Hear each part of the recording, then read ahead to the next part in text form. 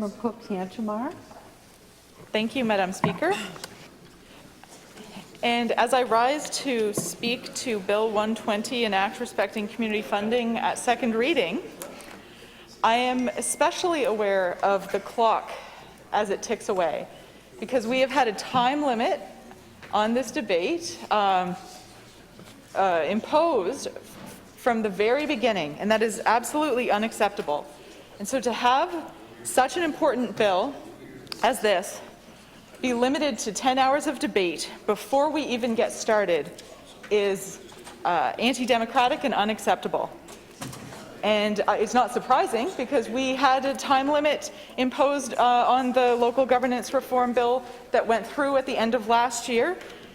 And so I certainly am not shocked, but I am very disappointed. And speaking of what happened with that bill and how it's similar to this, sure, there have been consultations, but when consultations seem to be disconnected from the end result, when the people who are consulted say, well, that's not what we wanted, then it shows that it wasn't very effective, Madam Speaker, and that's what we are hearing. And so to quote from some municipal leaders and their reaction to what we're seeing in Bill 120, je vais lire les mots de le président de l'AFMNB et maire de Bertrand-Yvon Gaudin. Les changements proposés vont à l'encontre de ce qui était prévu dans le livre blanc présenté à l'automne dernier comme plan de match pour la réforme. Ils ignorent pratiquement toutes les recommandations du comité d'experts qui s'est penché sur le financement communautaire et la péréquation pendant plusieurs mois et qui ont dûment consulté les associations et intervenants. Alors, Madame la Présidente, on voit que l'AFMMB dit qu'ils sont étonnés, Madame la Présidente. And on the side of the Union of Municipalities of New Brunswick, we know that their president, Alex Scholten, to quote him, he says, at a time when the provincial government has accumulated a significant budget surplus, it is unacceptable that municipal revenues will be reduced when the province is also downloading provincial responsibilities to municipalities. He also goes on to say, the Desjardins-Kelly report rightly pointed out that if the province is transferring a service to the municipal level, then the province has a responsibility to provide funding for that service. Instead, the province is electing to redirect revenues earmarked for municipalities to fund the new mandates, potentially putting municipal taxpayers on the hook for more costs. The province needs to revisit this immediately, as it appears to run contrary to the principles laid out in the White Paper. And so, Madam Speaker, we see similar sentiments coming from these two municipal organizations. And so it is frustrating to know that, that those consultations don't seem to have been worth very much, to know that we have limited debate on this very important bill, and to know that we will not be able to hear witnesses on this very important bill. That is an unacceptable situation that we have in this legislature, where we cannot hear from experts and witnesses on important legislation that comes before us as legislators. It comes up time and time again, and we have set the precedent, I will point out, of having witnesses come for the Child and Youth Wellbeing Act that came before the House earlier this year.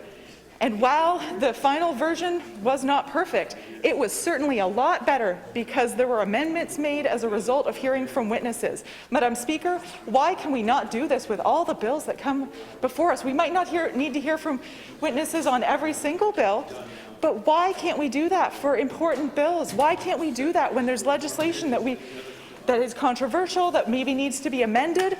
Especially what happens is we have majority governments and there's just no chance of even making amendments. It is really unacceptable. It is not how things should work, Madam Speaker.